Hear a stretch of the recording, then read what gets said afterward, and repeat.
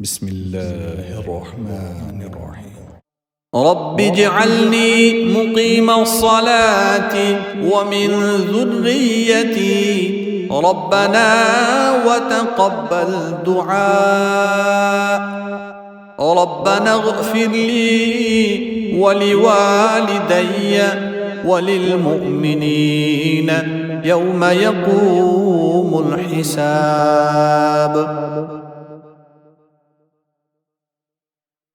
رب اجعلني مقيم الصلاة ومن ذريتي ربنا وتقبل دعاء. ربنا اغفر لي ولوالدي وللمؤمنين يوم يقوم الحساب.